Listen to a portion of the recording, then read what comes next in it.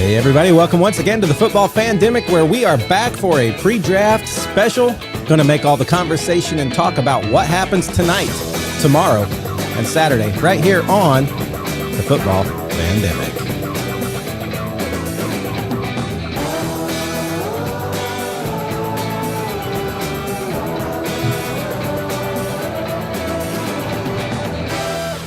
So we got the draft tonight.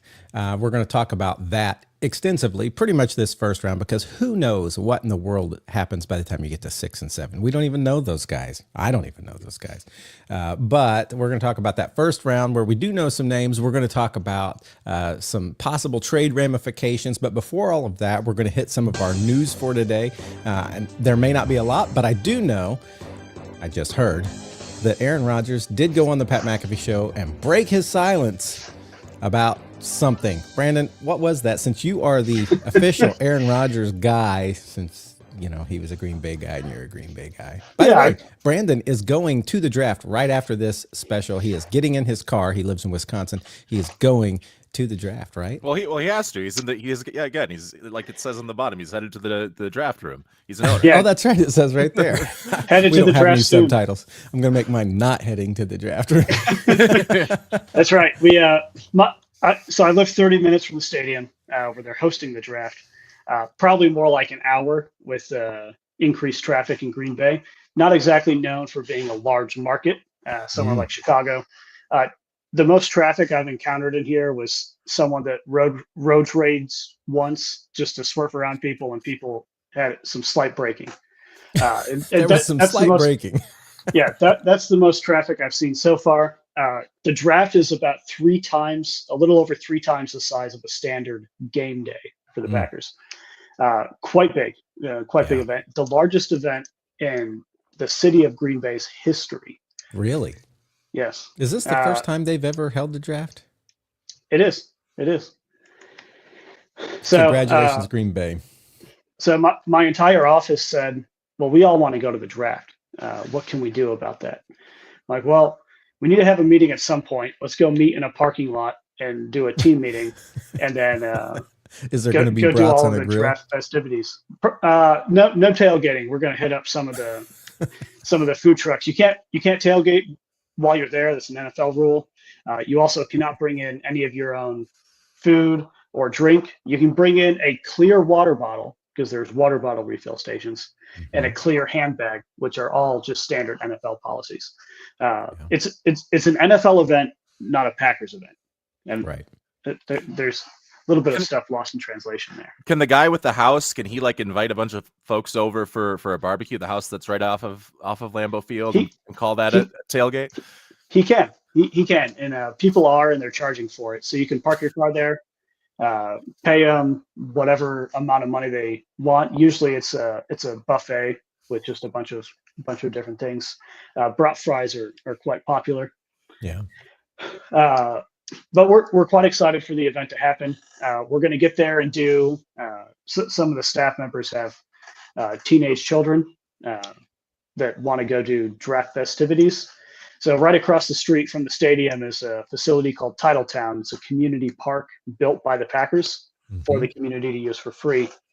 And there they have every activity you can do in the combine. Oh, nice. So are you going to do something?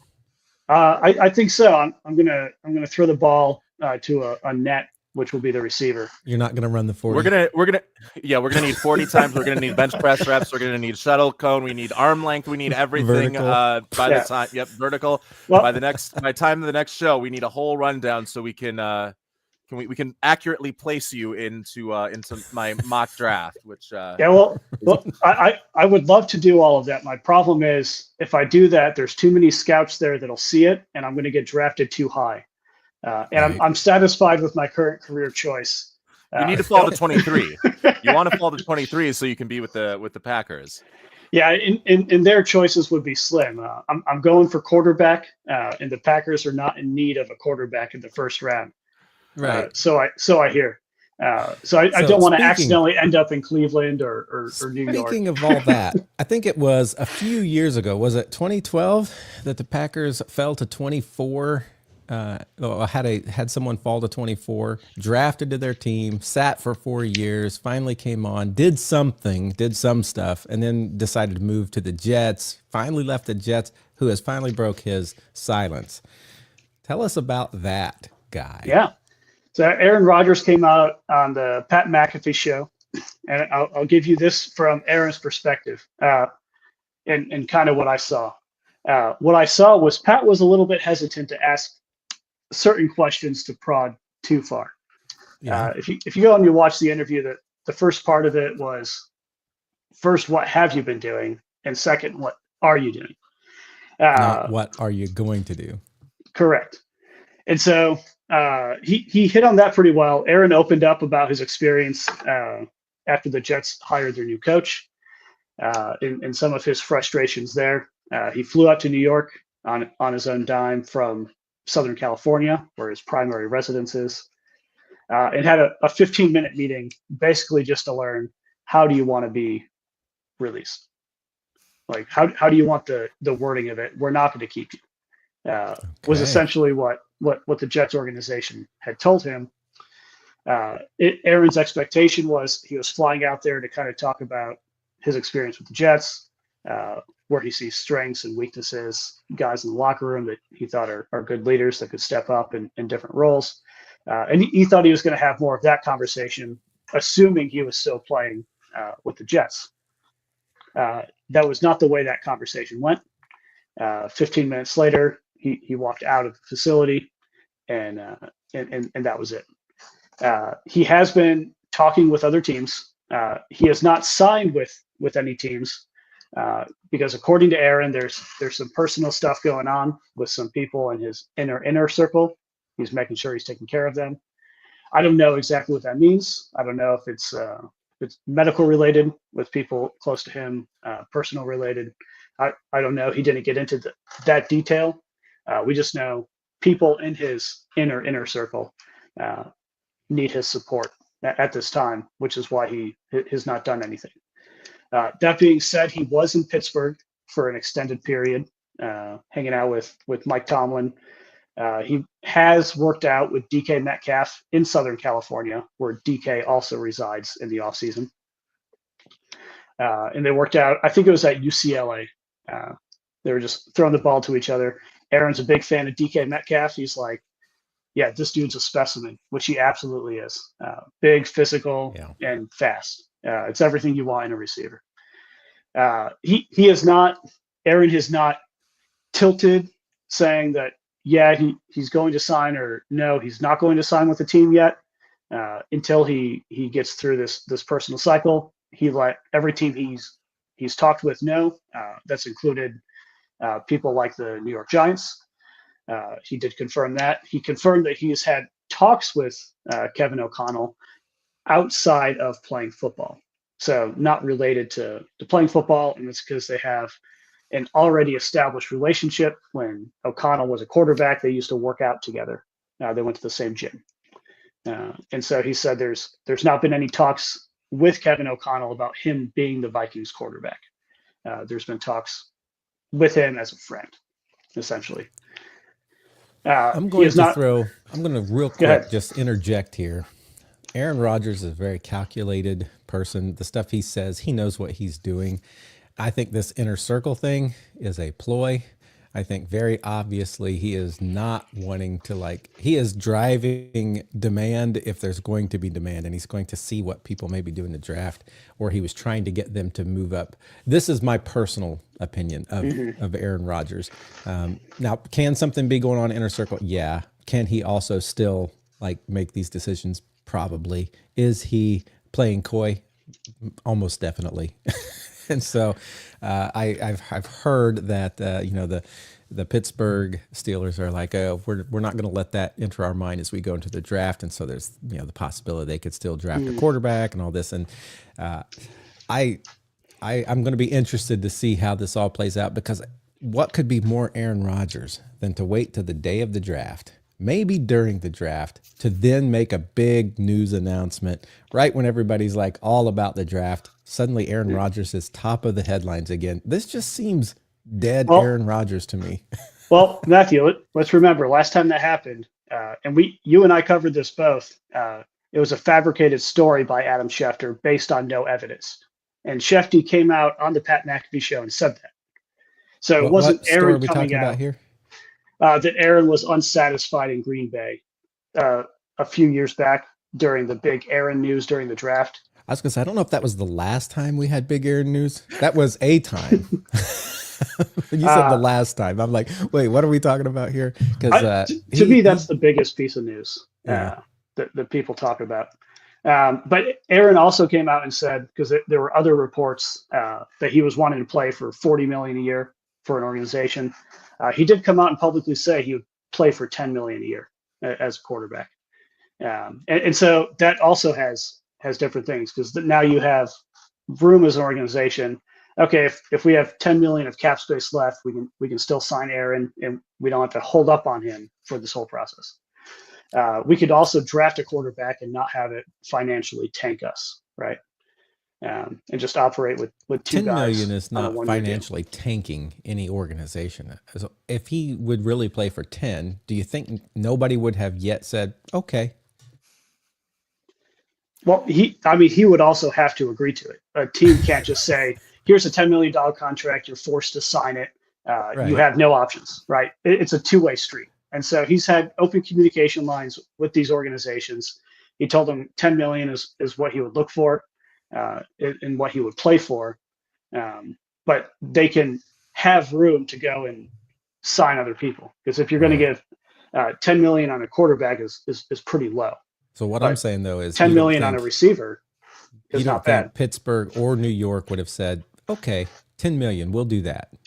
Like if he's looking at these two teams, he has said this, he has this open communication. Do you think neither one of them would have said, we'll take that, even if we're going to draft somebody? I think they would say that, but you're thinking Aaron has to agree to it, right? So it's more than just 10 million. There's something else he wants. I think New York didn't want the headache, and I think Pittsburgh is where he is his second choice, and that Minnesota was his first choice. The Vikings themselves in a press conference said that they had conversations with Aaron Rodgers that were indeed about him coming to play quarterback, and then reports were that Aaron Rodgers made a pitch to the Vikings that he would be their starter for 1 year, and then he would also be willing to mentor JJ McCarthy during that time as he gets ready. And then ultimately the Vikings, they talked about it for a couple of weeks. There were like reports that, this is still conversations that are being had before he ultimately decided before the Vikings ultimately decided that they wanted to just get their now second year quarterback up into the starting lineup.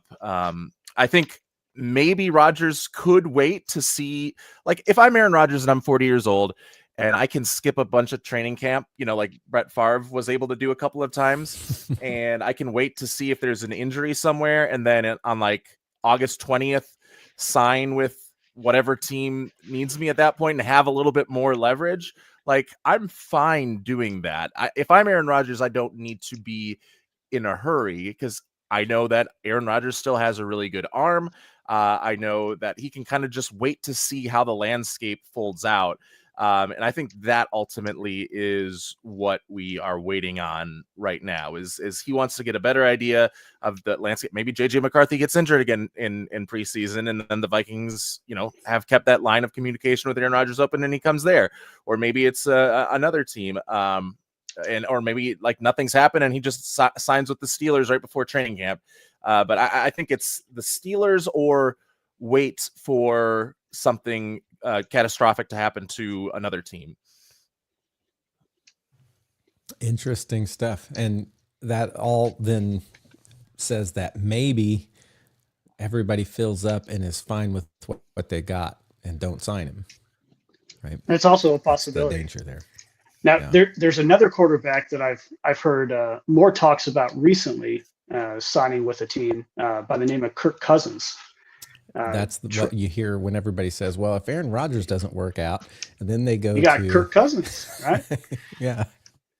Still not a bad option. I don't know if he's going to be your de facto starter for a whole year. he really had one phenomenal game this past season, which happened to be when they were putting Matt Ryan up in their Hall of Fame, or they were spotlighting Matt Ryan for something. He goes out there and just and dominates the whole game, and that's the only positive we had out of him this past season. And so, Kirk has said he's not waiving his no trade clause if it's to a place that he will get, into another Michael Penix sort of situation. He wants to be the starter. And I think if that opportunity doesn't open up for him, then he wants to know that he's not like if he's going to be a backup, he wants to know that he's going to be the backup. So I still think Cleveland is an option depending on what direction they go for him. And then again, Pittsburgh is also an option but I think all of that would happen after the draft, because I think Kirk wants to see, okay, who's taking quarterbacks? I'm not going to let the same thing happen to me again. Yep. I would agree. Who all's in Cleveland? It's Deshaun Watson, who we all just think of as like a non-entity now. That's Jameis Winston. No, Winston's he's with in the New Giants. York. He's with the Giants, right? There's Kenny Pickett, right? I think, and then they brought back Joe Flacco. Oh, right, they brought back Joe Flacco. Man, what a guy! Remember that. So that makes it a little harder. They've got so many on the roster.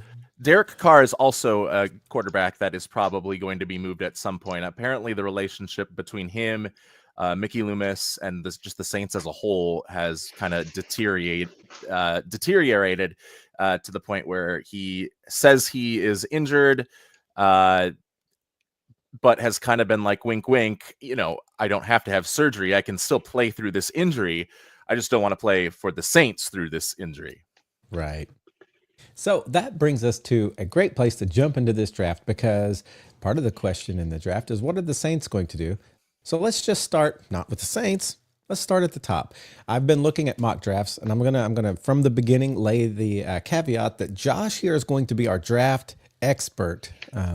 I know very little about these draft prospects. I've looked at the ones that kind of consensusly get into the top, and then I've looked at who the Colts might take. Just barely. So Josh is going to do the most here. But when I look at mock drafts, 1 through 4 almost seem to be the same every draft I come to, unless it's like those crazy people who do a draft and change it every day so that they can, no matter who gets drafted, say, oh, look, back here on this day, I picked that guy way back here. So we don't really count those. But when you look at the big names in the drafts, everybody's got Cam Ward. I think that's pretty much locked in, unless somebody would come and say, we'll give you every one of our draft picks for the next 3 years, something like that, which is not going to happen. Cam Ward's going to go be a Tennessee Titan. Any thoughts on that? I mean, I think it is probably the move to make. If I was Tennessee, I would have rather had signed Aaron Rodgers. I think I said this before, and then selected Travis Hunter. I think Travis Hunter is going to end up being the best player from this draft, especially if he's able to play both sides of the field. But Cam Ward, I have as like a good starting quarterback, a bit above average in the NFL, and like a guy that'll make a couple of Pro Bowls, and that will, that he'll be able to get the ball to Calvin Ridley and now Tyler Lockett, who just signed with the Titans yesterday. I don't know if he's the guy that is going to consistently get you into Super Bowl contention. Now, we've seen these sort of like 2-time, 3-time Pro Bowlers win Super Bowls occasionally, but I think you have the odds aren't as great as if he was one of like the elite prospects from like perhaps last year's draft. Now he's still going to be viable. He's still going to be better than Will Levis. But when you watch the tape, the floor, I think, is Will Levis. Like he could just be Will Levis, because that would be so sad for Tennessee, but so happy for me. He makes some like weird mistake or like try risky moves. He has the strong arm. He reads defenses a much better than Will Levis does, but he still sometimes when he's extending the play makes those brain fart sort of plays. And I think, Brian Callahan is going to be very, very thorough in coaching that out of him, especially in his rookie season after the nightmare that Levis had last year, making like a gag per week. Man, that's when I think of brain fart plays, I think of Will Levis. I mean, I'm not joking, and I'm not just downing the Tennessee Titan, but like so often I would see him just like suddenly just get lost and throw the ball directly to somebody else, somebody on the defense of the other team. So, Yeah, well, Will Levis and Kenny Pickett both. Yeah. Oh my gosh. So let's move to that name you just mentioned, Travis Hunter. He seems to be the number 2 pick overall, but people aren't sure if that's going to be the Browns or if the Browns are going to trade out. What do you think is going to happen there, guys? Well, I think if I'm the Browns, I'm not trading out for almost any reason at all. Travis Hunter, we use the term generational a lot when we talk about draft prospects, but this is like multi-generational sort of talent right here. You have never seen a guy that can play both sides of the ball as well as he does. As a wide receiver, he has like this, he's a decent route runner. He's got a lot of speed and a lot of athleticism. And he has perhaps like the best ball tracking and catching ability. He made catches that were, like if I'm in me and my friends, we play like, they came out to Arizona, we went and rented an Airbnb and we played 500 in the swimming pool. And in those situations, you're like jumping up as high as you can and having no regard for your body because when you're going to fall back, you're going to hit the water and you're going to be fine. So you can make these kind of circus catches. He makes those knowing that he's going to hit the ground, and he has the concentration to haul those. Like it's like Justin Jefferson, like the way that he is able to catch passes in contested situations. And then as a cornerback, he's going to be he can play man a little bit. He's better as a zone guy, but I have him ranked like as the highest wide receiver in the draft. If they keep him at wide receiver, the highest cornerback at the draft. And I think he could play both ways at the NFL level in kind of like a 20 snaps on offense sort of deal and be mostly a guy playing on defense. Like he doesn't get tired. He's playing at like 5,000 feet of elevation in Colorado, thin air, and he's playing 100 plays at a Division I college per game and being effective playing those 100 plays per game. So I think I can't say enough good things about him. I think he's the best prospect in the draft. I think like if he gets the chance to play both ways, we could talk about he could be the best football player of all time. Like Shohei Ohtani is being talked about as the best baseball player of all time over with the Dodgers. So it is. I'm not. If I'm Cleveland, I am not saying yes to any offer that comes my way. High praise for Travis Hunter here from our local draft expert. Well, so if they don't trade, that means then the Giants are in that top spot, and the Giants are more likely to trade, but they're looking, according to the draft experts that are out there, at this edge rusher to shore up their defense, to make it not just okay, but dominant, to help make that defense dominant. What are the chances you think they stick or they move? I think they're going to stick. And I think they are going to get Abdul Carter because he has a few warts, but mostly like he's a guy that just gets off the ball fast, like right away, like Von Miller used to with the Broncos. And he has that same sort of like ability to, even though he's running with straight line speed, bend underneath the tackle and get to the quarterback just with the snap of his fingers. And if you're playing that with Brian Burns on the opposite end, with Dexter Lawrence up the middle, like you now have like a very, very scary defense. And I mean, like if I was the Browns, I would have considered Abdul Carter as well, because if you compare him with Myles Garrett, then like the quarterbacks just are never going to be able to throw the ball against you. But Abdul Carter, like he doesn't have a ton of power moves right now. He doesn't have a ton of like hand fighting counter type moves. But he has pure speed right now, and he can hopefully develop that with Kayvon Thibodeau and Brian Burns there as mentors for him, and get a lot of reps in that defensive backfield and be a double-digit sack guy for multiple years. So he could potentially stick there with the Giants. Who's their quarterback besides Jameis Winston right now? Russell Wilson. Right. I knew there was another older name that was in there. So, with Russell Wilson, if he can connect and move that offense a little bit, if they up that defense, that could dramatically increase their chances at doing better this year than they did last year, which ended them in the fourth from the last position, right? Or the third from the last position. But fourth from the last, this is where some people say there's more varied opinion, although I see Will Campbell like on everybody's draft because they seem to think they really need that offensive tackle to protect Drake May. And though they don't see him as like the elite, they think that is what New England really needs. Do you see it any differently? I think if I was New England, I would be more interested in Josh Simmons or Armand Membou. Simmons is a left tackle from Ohio State.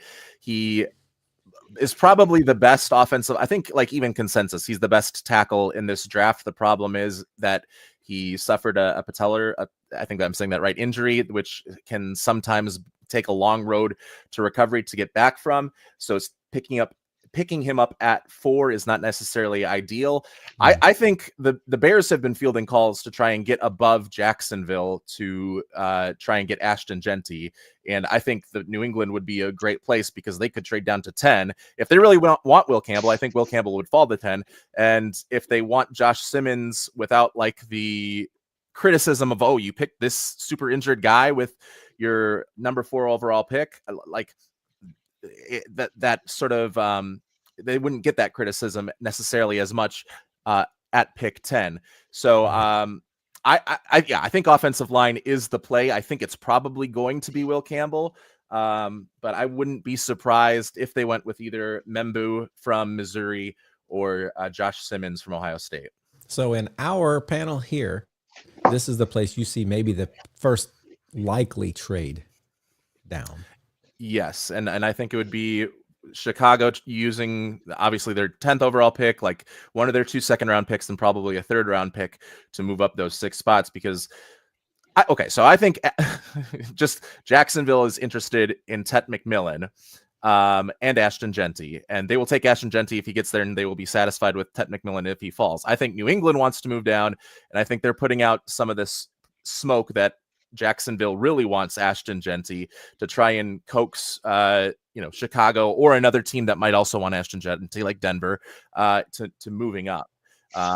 So that's what I've been like in cave mode the last month, listening to podcasts, just watching film and doing all of this stuff. I've just emerged from that hibernation, and like with all of the different insider reports, that's how I am choosing to read the tea leaves, I guess. And if you put Ashton Jeanty in Chicago with behind the new offensive line, one, it's another offseason championship for the Chicago Bears, and two, maybe that offseason championship can finally start to lead to some on-field success as well. I'm going to tell you what, if they got that, they would have upgraded a lot of positions in a short time. So I have heard that when you look at the blue chip of blue chip players from this draft, the 3 names I keep hearing are Hunter, Carter, and Jeanty. But it really depends on what your team needs, and so I could see. I really do think Chicago is interested in Jeanty. It just is a matter of will they trade up to beat someone like a Jacksonville that they have heard is. So, well, let's look at Jacksonville. Who do you think Jacksonville's after then? Either Jeanty or Tet McMillan.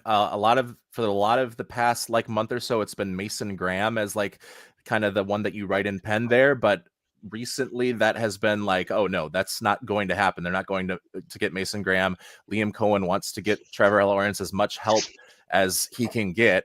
And Tet McMillan is the top receiver on, outside of Travis Hunter, depending on where you rank him as either a wide receiver or cornerback. But Tet McMillan is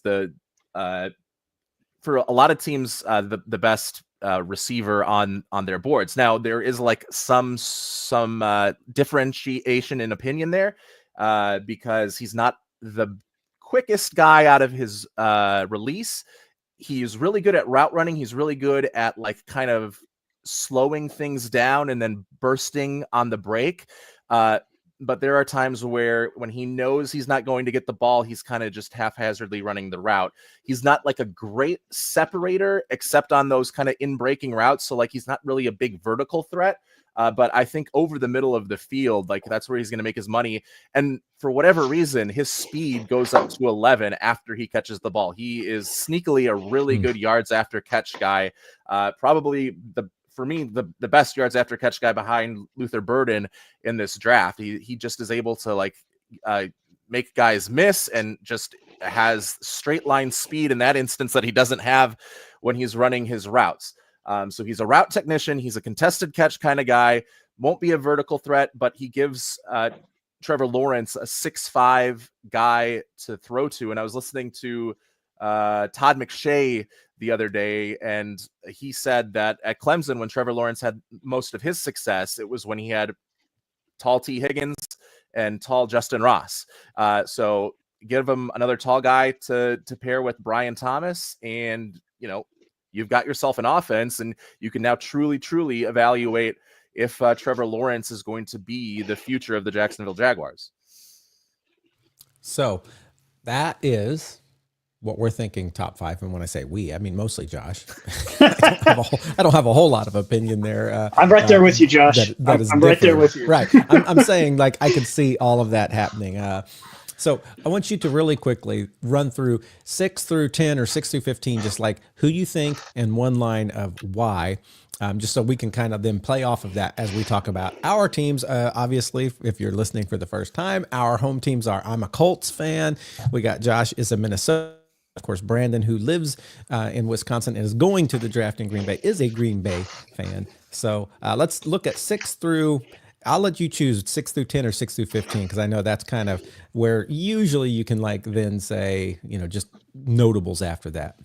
Yeah, I'll go quick here. 6, the Raiders staying put, picking Kelvin Banks. They need an offensive tackle, and Banks isn't the highest on how I viewed him, but a lot of the reports are saying that he is going to be the guy. He can also play guard. So while they're waiting for Colton Miller to see if he's going to hold out or not, he can play guard. If Miller comes back, he can go back to left tackle. If not, 7, the Jets. I think they're going to go defense, and Jalon Walker is their guy from Georgia, the edge. Their new head coach, Aaron Glenn, likes to get a lot of pressure. I could also see Jahdae Barron going there because he's a cornerback like Aaron Glenn was. Carolina, another Georgia pass rusher. Jalon Walker is a Georgia pass rusher. Carolina is going to go with the other Georgia pass rusher, Mikael Williams. If Jalon Walker falls to them, I think they would get Walker. I think they might be looking to trade back, but Mikael Williams plays the run well, plays more of a 4-3 alignment that Carolina likes to run, and they need someone to stop the run because they were abysmal against the run last season. The Saints, their beat writer has said that Josh Connerly is going to be the pick here if they can't trade down. So Josh Connerly is an offensive tackle from Oregon. He's like, for a lot of people, the 4th or 5th guy, but notably for Mike Tice, former Vikings head coach and like one of the best offensive line coaches that the NFL has known. Mike Tice said that Josh Connerly is his top guy from the offensive line. I didn't see that necessarily as much when I was watching him, but I'm going to defer my opinion there to Mike Tice. Then Chicago, if they don't trade up for Gentry, I think it's Travion Henderson. Or maybe Omarion Hampton, or Tyler Warren. They could go with the tight end there as well. Some offensive skill guy. San Francisco, Walter Nolan from Ole Miss. We talked about like the last couple of years. Where do you get the best defenses when you draft from the best defenses in college? Eagles getting Georgia, Rams getting Florida State, and then Ole Miss is kind of that way this year with Walter Nolan, a couple of edge rushers, their linebackers, their cornerbacks, all of them. You want those guys from this season. Dallas is going to go with a speed wide receiver, Matthew Golden, 4.29 40. And I don't think he's a great route runner, but Dallas wants that speed across from CeeDee Lamb. He's going to get a lot more one-on-one sort of stuff. Miami, I have going with Armand Membu. Miami has holes all over the place. They're going to trade Tyreek Hill. They're going to trade Jalen Ramsey. But offensive line, running the football is what they like to do. Armand Membu is the best zone the best zone offensive lineman with his athleticism. And then Matthew, I've got your Colts going with Colston Loveland, the tight end from Michigan. He is my top tight end. He is a good blocker. He's a good receiver. Gives Anthony Richardson another option. I would not be mad if they got a nickel corner like Jahdae Barron, or a guy who kind of plays that same role with Malachi Starks, who's a safety, because Lou Anarumo's defense, they run multiple different coverages. They change their game plan every single week. And to do that, you need a smart nickel apex defender, and Jahdae Barron or Malachi Starks could be that guy. But from everything I've heard, they're going to go tight end if Colston Loveland or Tyler Warren is available there. And then 15, I have Houston trading up after a run of offensive tackles because they don't want to be left in the dust from 25. And Atlanta needs more picks. They come up and they finally get Will Campbell off the board if the Patriots indeed go with Josh Simmons. If not, then the Houston would, I would assume, go with Josh Simmons at that pick. So that's the top 15 according to Josh, and we're probably going to talk a little bit about some of those picks, because I'm going to start with Indianapolis Colts. A lot of people are suggesting that Warren is above Loveland, but you say Loveland first. Yeah, I would go Loveland, especially for the offense that Anthony Richardson wants to run. I'm assuming Anthony Richardson is going to beat out Daniel Jones for the quarterback competition. I think I've said let's hope to all that is good in the world that he does. I've said in the past on the show that it's a fake competition to build confidence in Anthony Richardson. I truly believe that.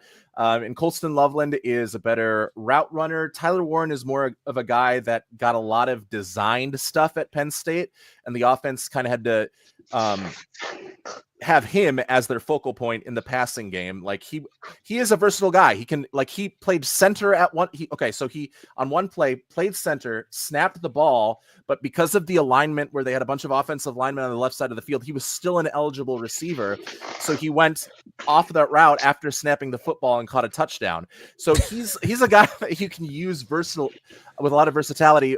Colston Loveland, though, I think is more of that vertical threat that Indianapolis wants. Like, I think you have some of the guys there already with Indianapolis that can get underneath. I think Josh Downs and AD Mitchell can work a lot of the underneath stuff. I think Michael Pittman can be a go up and get it guy. And we've saw what Alec Pierce does deep down the field.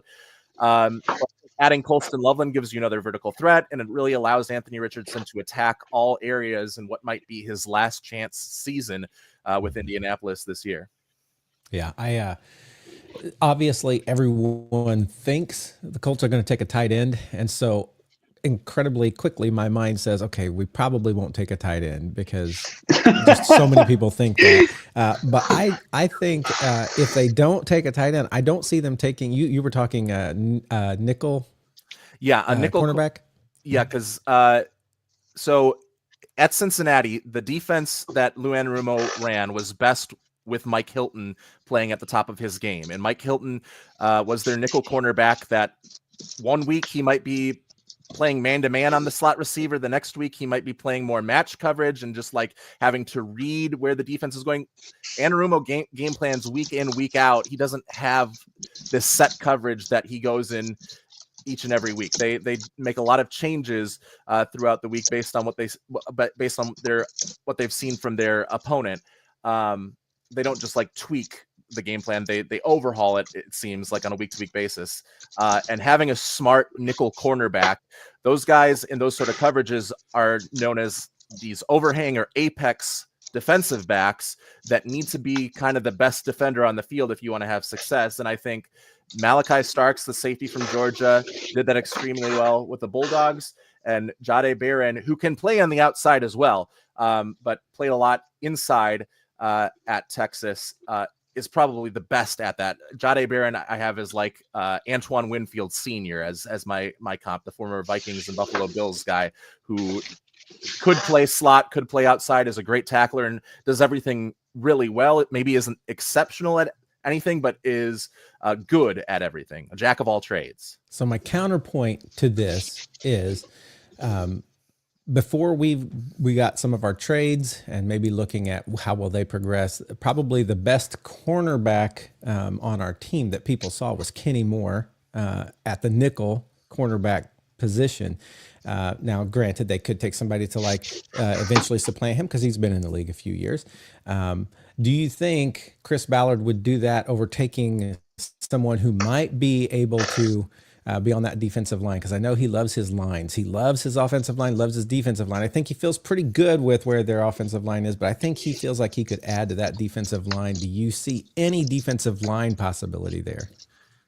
If Mason Graham has fallen, I think Mason Graham could be like a really good interior defensive tackle. I believe Ballard is really big on measurables, though, if I'm not mistaken, like an arm length. He has been. This might be a different year for him, as this is the year that if he doesn't get it done, and everybody knows he goes for the athletic freaks, that RAS number, whatever that stands for, it's basically, I call it the athletic freak scale. He is always like at the 10s or 9s on that thing, and it hasn't necessarily worked out. I was thinking there's a possibility he looks for an edge, but I don't know if there's an edge that is like, this is the guy that could fall to 14. Well, if we're going RAS, like edge would be Shamar Stewart. He had a 10 RAS across the board. He didn't do any agility drills, so I'm not sure why like that doesn't count against him. But he's a guy that didn't have a ton of production in college, but is just an athletic freak. And especially at the edge rusher position, that is what typically translates to NFL success, is that athletic sort of freak. Like Daniil Hunter was that for Minnesota. Like when he was at LSU, he didn't get any sacks. And then he came to the Vikings and became one of the best edge rushers in the league.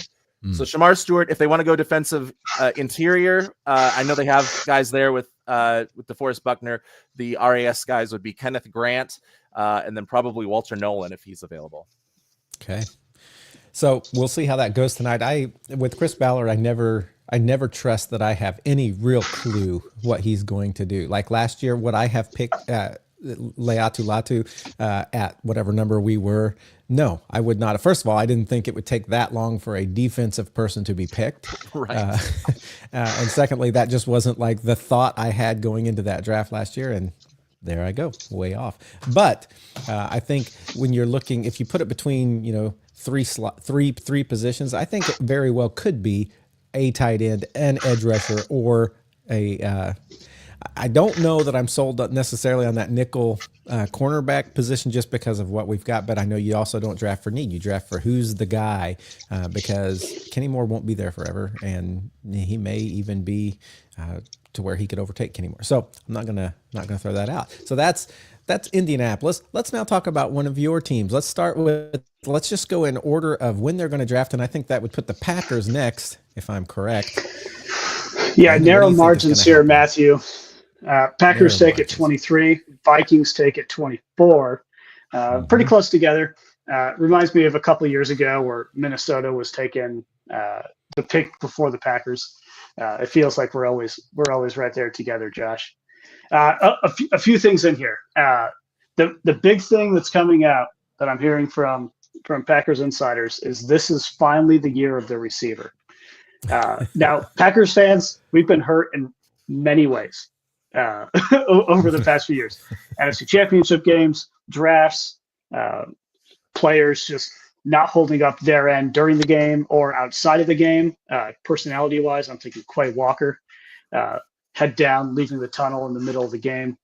But if there is a receiver to be had, the guy I'm hearing out of the Packers locker room that they want the most, if there was a receiver that fell, would be Matthew Golden out of Texas. Fast guy, like Josh said. Route running needs a little bit of refinement in there, but he's the guy that Green Bay feels like they could pick him up, drop him into their offense, and him, Jaden Reed, Christian Watson, and Romeo Doubs would work well together as a nice core of receivers. But because I've been hurt so many times not taking a receiver in the first round, I'm going to propose two other alternatives. One of them is Maxwell Hairston, a corner. I think this fits really well with the news around Jair Alexander. He's been hurt a lot the past couple seasons. He's wanting out of Green Bay. Green Bay's not really wanting him. Lots of news around Jair. Now, no decision has been made on Jair. The door is not open for another team, but it's also not closed. And so he might be a Packer next year. He might be on a different team. We just have to kind of wait and see. We technically have till week 8 to trade him if we are going to trade him. So there's a lot of time in there. And the other one would be an interior defensive line guy to kind of replace Kenny Clark. He's getting up there in age, getting a younger guy in there. I've heard a lot of good things. There's 2 guys out of Ole Miss that they like, and there's a guy out of Oregon that they like. So 3 options there that the Packers are liking. I think likely it's going to be one of those positions. If any of those, five guys are on the board, I think the Packers take one of them.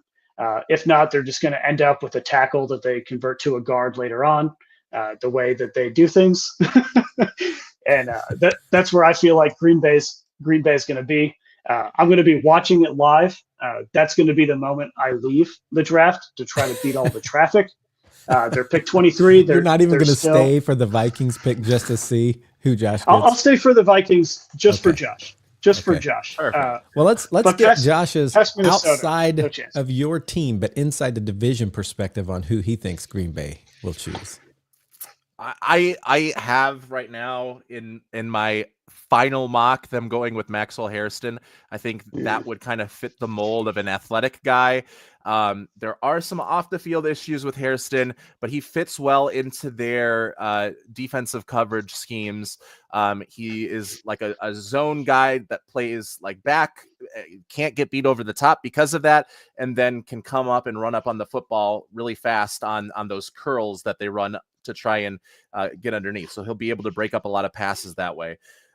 He's good at that. My one concern outside of the off the field stuff for Hairston is he is very, very like small. Like when I watched him on film, it looked like almost like I was watching like a middle schooler in terms of like a very, very fast athletic NFL level middle schooler. I don't know how he's going to do tackling. I don't know how well his body is going to hold up. Like his frame is just very, very tiny. That's the only hesitation I have. And it's the same case with Jair Alexander. Most people don't know this. I'm the same height as Jair Alexander. I'm 5'9", 5'10", in between there. And Jair is like 190 pounds doing the same stuff. That's crazy. Well, not the same stuff as me, but like he was considered one of the top corners. But if you could play ball, I kind of like these guys. And Gutekunst goes for these relative athletic scores, or freakish athlete scores, as Matthew calls them. Gutekunst loves these.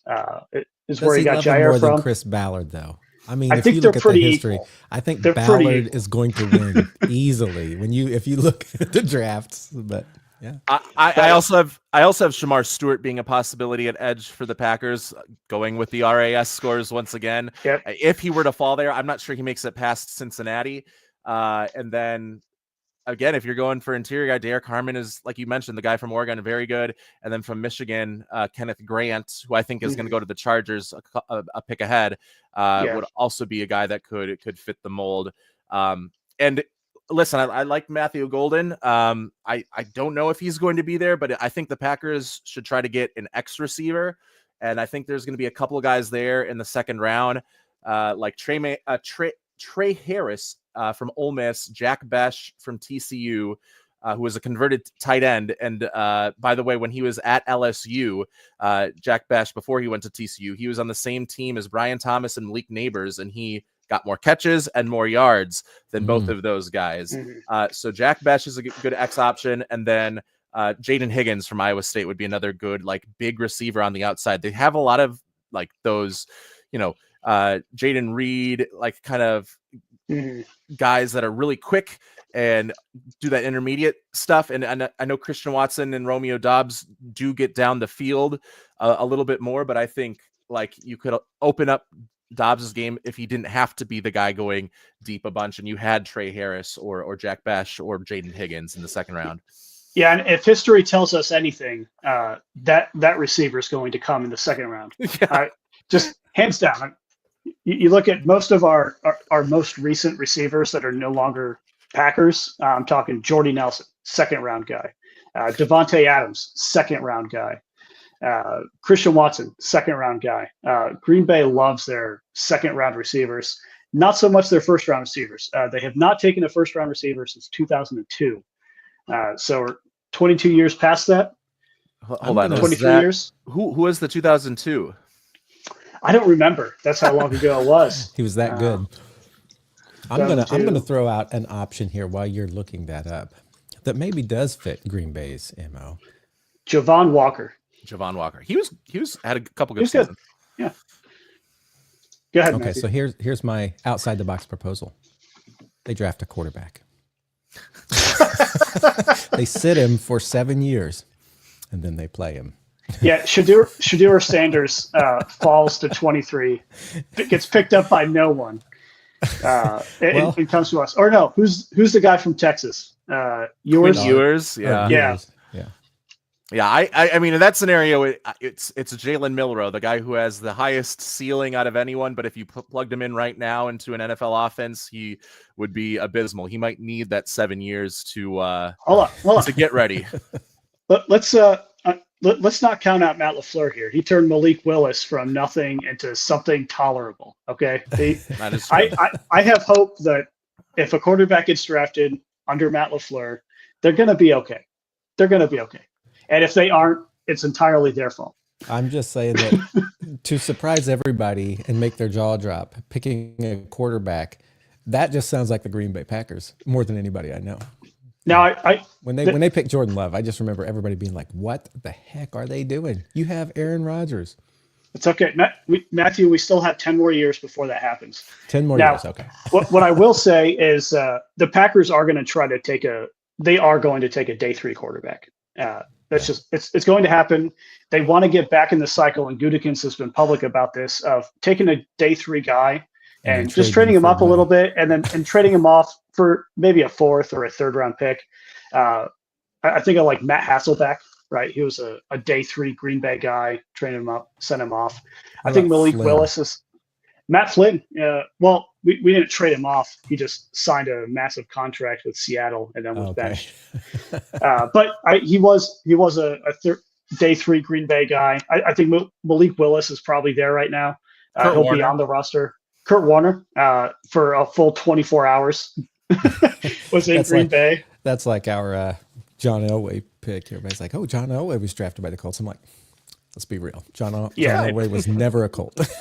Yeah. Kurt Warner came in. He was at practice for a day and was cut the next day because he didn't know the playbook when he got there. And that's just what happens. But Kurt Warner's career turned out extremely well for him. So it did okay. It did okay. All right. So that is the two of us. Now we're going to hit one more team after the Vikings, just for our long lost friend Josh Haupt, who has to be working. We're going to say what we think about him. So if you need to think real quick about the Commanders, you can do that. But I'm not going to give you a whole lot of time because I'm going to go right to you, Josh, and say, what are the Vikings going to do in the first round of this draft? According to your hermitage over the last month inside your retreat of darkness where you sat and just did math calculations on draft people and watched tape. I don't know if you can call it a darkness retreat if you're watching tape, though. So what have we got? So for the Vikings, they have 4 draft picks, and they have only 2 in the top 100. I think there's a good chance that they try to trade down and maybe get one of these teams that might be trading up for a quarterback at the end of the round. Like New Orleans has been linked to Jackson Dart. Cleveland has been linked to Shedeur Sanders and Jackson Dart. The Giants have been linked to Jackson Dart and Jalen Milroe. I think they would prefer to do that. I think the Giants have. Did you say the Giants? The Giants, yes. I think the Giants, yeah. No, they don't like Shedeur Sanders. The Saints don't like Shedeur Sanders. Cleveland and Pittsburgh do like Shedeur Sanders. So I'm not sure. I think Sanders might go to Pittsburgh. But for the Vikings, if they stick, I'd like a guy like Jahdae Barron, Malachi Starks, kind of in that same mold. The Vikings they have their outside corner guys. There's apparently rumors that they're signing Asante Samuel Jr. once the comp pick stuff is out of the equation. Like they have a handshake deal in place with him. So they have outside guys, and I don't know how verifiable those rumors were, but there are rumors out there. And then they need a good nickel corner, and Jahdae Barron or Malachi Starks would be that. If they trade down, Jahdae Barron, Malachi Starks, probably not there. and they could get a freewheeling safety because they have Josh Metellus and Harrison Smith, but those guys are both kind of in the box. And Metellus sometimes plays nickel. He sometimes just plays big linebacker. They need the deep ball tracking safety. And the guy that I would have, who I think is going to be the best safety in the class, and I actually have as my second favorite player in this draft on my board, is Xavier Watts, Notre Dame safety, much like Harrison Smith from Notre Dame. And he has been an interception machine for Notre Dame the last 2 seasons. I think he's led the NCAA Division I in interceptions combined throughout the last 2 seasons. And sometimes interceptions can be kind of mercurial, like you're just in the right place at the right time. But like when I watch where he's going, he is so instinctual at knowing the route concepts that are going and knowing the progressions that the quarterback is going through, that he puts himself in that right place at the right time to get those interceptions. And it reminds me of like a lot of what Ed Reed, like it's a lofty comparison, but what Ed Reed did. And I think whatever team gets Xavier Watts is going to get a seal. I think it makes, kind of poetic sense for it to be the Vikings. Harrison Smith, Hall of Fame safety from Notre Dame, spends his career with the Vikings and passes the torch this season to Xavier Watts, future Hall of Fame safety that plays for his entire career for the Vikings. So I like Xavier Watts. If they picked him at 24, even I would like Xavier Watts, but I don't think they would. I think in that case they go Jahdae Barron or Malachi Starks. Also, if Gray Zabel, the North Dakota State tackle that we would move to left guard, if he gets to 24, I think Seattle's taking him. I don't think he's going to make it to 24 regardless. But if he does, he would be a great, like he's just like Will Fries. So like that same sort of zone blocking thing that they like to do with Jordan Mason and Aaron Jones. And then if Walter Nolan somehow falls, like a month ago, going through like the PFF mock draft simulator, like Walter Nolan was always there in the 20s. Now it looks like he's going to go to like San Francisco or Carolina or Miami or something like that. But if Walter Nolan is there, he also is one of my favorites from this draft. So I'd be interested in the pressure that he can create in the interior. Okay. Do you have any thoughts on that, Brandon? I trust Josh wholeheartedly.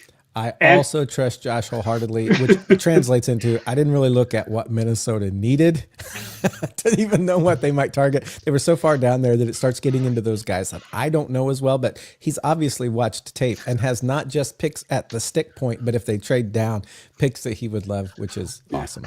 I'm looking at my board right now. I have 306 players ranked. That's more than the draft. That's more than that go in the draft. Right.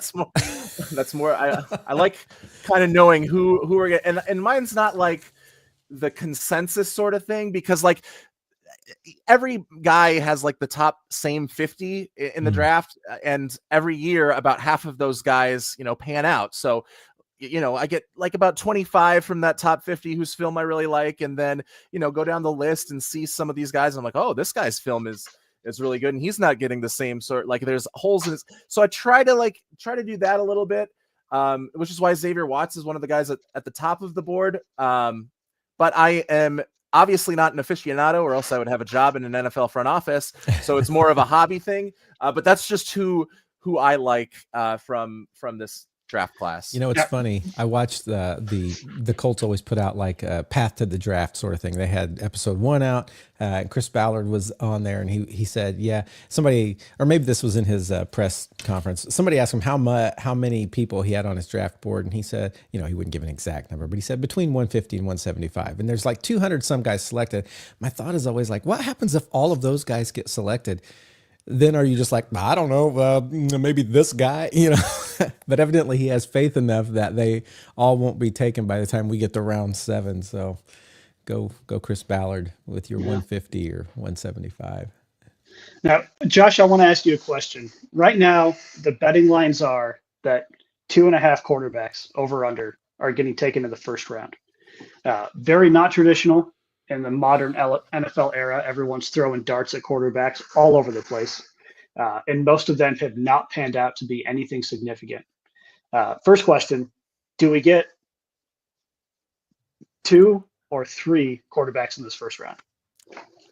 I think we might we might get 4 is what I You could think see. 4? I think I could see a scenario in which 4 happens, because you have New York, Cleveland, and New Orleans all within the first 7 picks of the second round that are all going to try to leapfrog one another.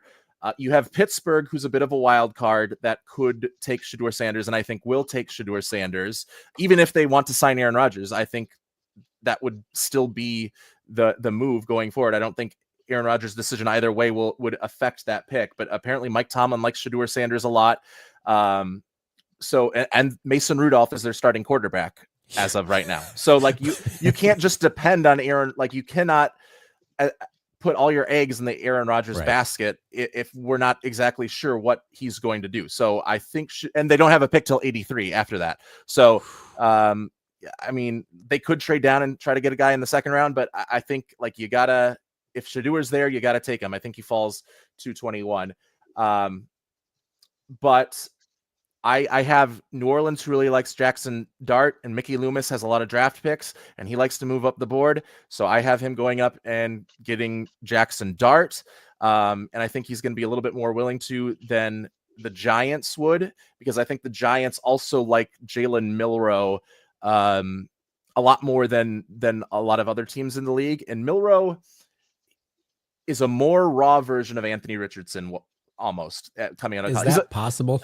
Is that even possible? Well, he's had more experience. He's a lot faster than Anthony Richardson somehow. But like he would be the top running quarterback, maybe even like just as a runner, maybe even more so than Lamar Jackson today. If he got his name called today, he would shoot up the board there. He has an incredible arm and in terms of its arm strength, and a lot of times his arm placement. I was watching one highlight where there is someone barreling down on him about a yard away. He's still holding the football close to his chest, and his release is so fast that he throws a 50-yard dart down the field before he gets hit. The problem is that he has footwork and accuracy issues, much like Anthony Richardson, but I would say that Jalen Milroe's accuracy issues are even worse than that, and it is fixable. Like it's because when he's looking down the field, his head and his feet are not pointed the same direction. But people in Alabama would obviously know that. If we can see that, the people that are coaching him in Alabama could see that. It's hard to break those habits of not connecting your eyes to your feet to get the most accurate ball. So he is a guy that is a project. He could sit behind Russell Wilson and Jameis Winston. I think both of those guys have 2-year contracts if they really need to utilize them. And I think the reason why New York would trade in the first round for him is to get that 5th-year option, because he's going to need a little bit more time to develop. Like I was ready to put Anthony Richardson in the starting lineup if I wanted the Vikings to trade up and get him that year. I was ready to put him as their starting quarterback day one, despite some of the rawness. I don't think I would say that same thing about Jalen Milroe. I think it would ruin Jalen Milroe if he starts in his first season at the NFL level. But he's a smart quarterback. He's on the NCAA all academic Heisman thing that they have. So like he knows how to read the field. He knows how to go through his progressions. He stands in the pocket and delivers hits, or not delivers hits. He gets hit. And he's an exceptional athlete running the football. Like he looks like a running back when he runs the football on some of these quarterback powers that Alabama liked to do a lot last year. So I think the Giants and Brian Daboll, who likes that mold of quarterback, tries to get Milroe. However, I also think that he would need some sort of like handshake agreement with ownership that he has time to develop Milroe over the next 2 to 3 years. And if there aren't improvements made, then yeah, you can fire me. But I don't know if he has that leash necessarily. So that's why I'm not sure if the Giants would be willing to risk it all. If they are, I could see him being the 4th quarterback taken. It is a lot easier. I would just pump in there real quick. It's a lot easier to take that project at high 20s than it was at 4. A lot less expectation. So it's a lot more likely that they would say, yeah, Russell Wilson's going to start this year and this guy's going to sit. What were you going to say, Brandon? All right. So Josh, I need to know, in terms of weaknesses in this quarterback class, what do I need to do while I'm at the combine stuff later today to show them that their weaknesses are my strengths? So we've got speed. I'm decently intelligent, and I can throw the ball at least 30 yards. Decently. How do I translate that into a top 100 pick? Well, you need to be like Cam Ward with his arm strength, so you might need to get that up a little bit. But Shedeur Sanders doesn't like that. That sounds a lot like Shedeur Sanders, honestly. Like Shedeur Sanders is a very smart quarterback who doesn't have a ton of arm strength, who doesn't have a ton of athleticism. He processes the field very quickly.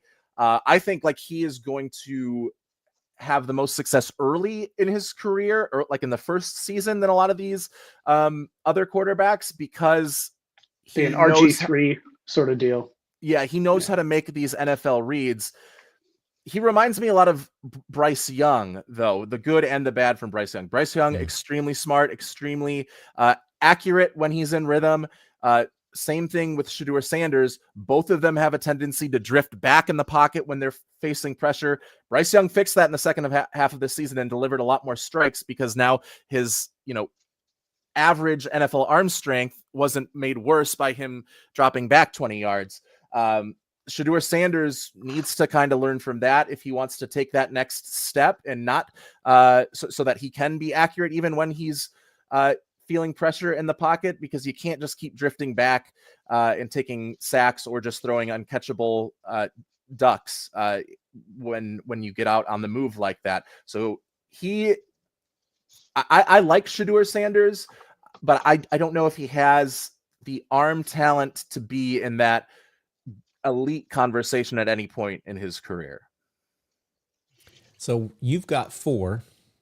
I was thinking 3, but it could end up 4. What were you thinking, Brandon?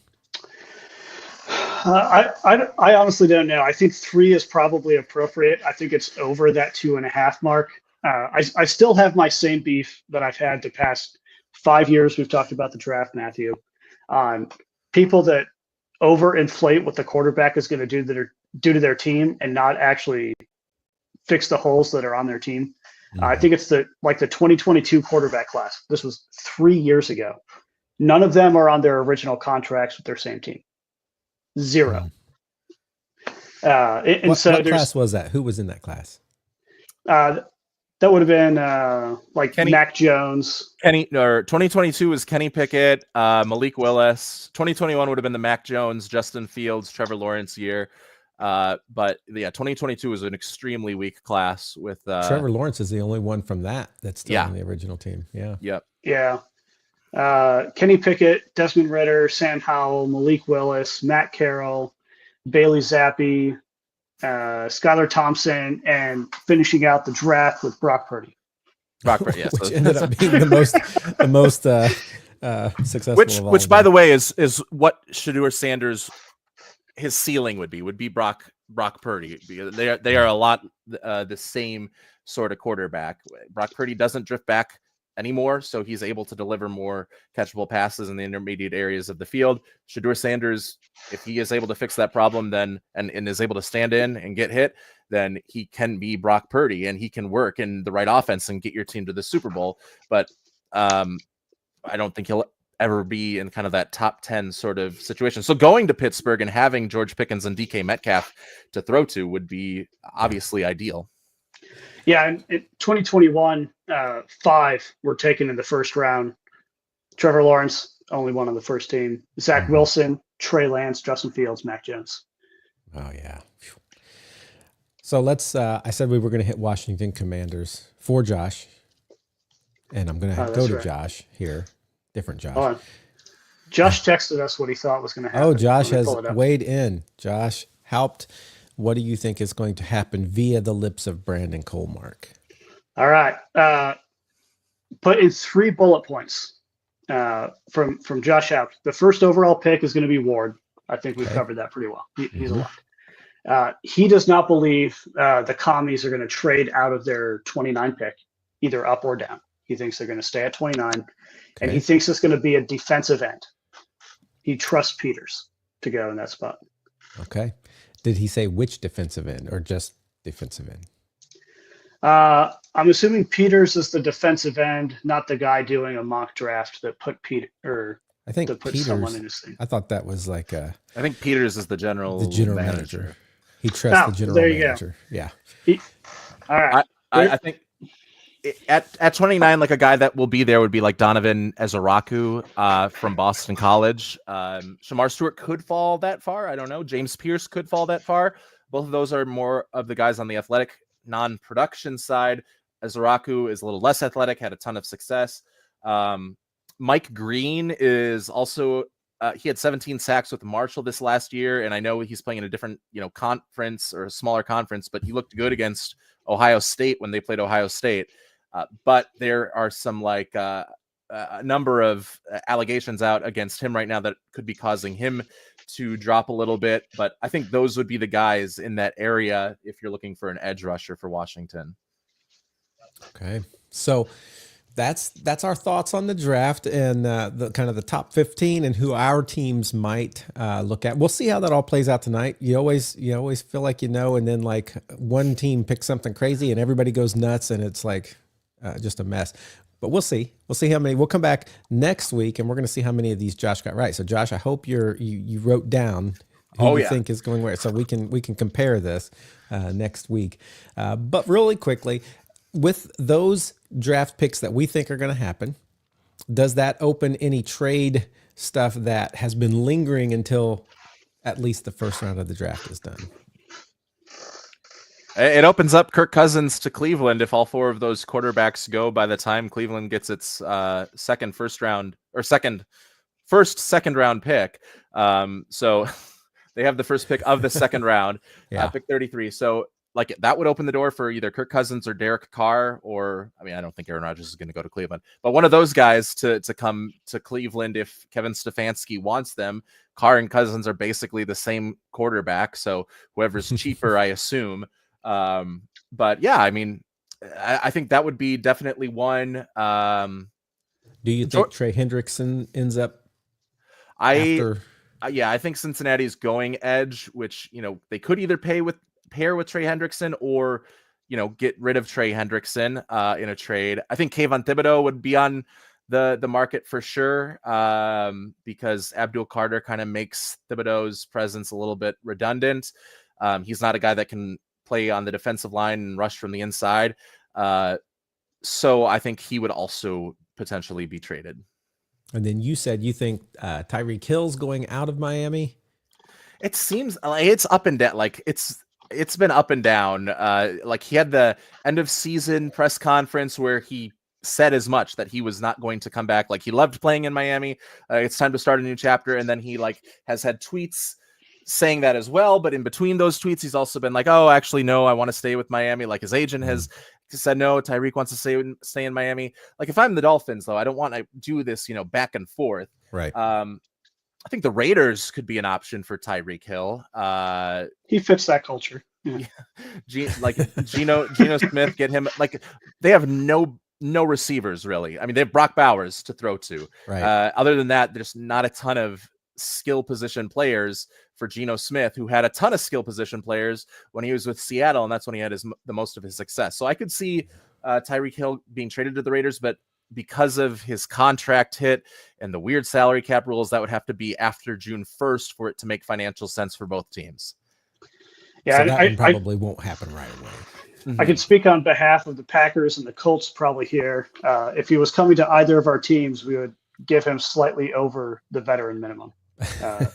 There is no big dollars going to Tyreek Hill out of Indianapolis or Green Bay. I think that's correct. What about Minnesota?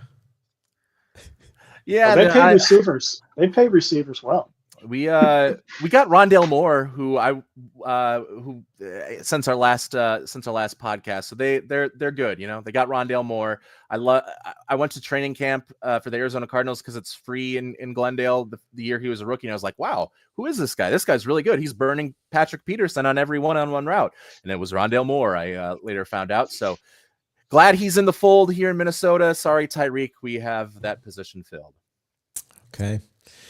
Well, I think for us, that's going to do it for today. We are, like I said, going to come back next week, and we're going to see just how many of these panned out, how many didn't, where everything has fallen after 3 days of draft. Join us for all that and more next week here on the Football Fandemic. Thanks for watching, everyone.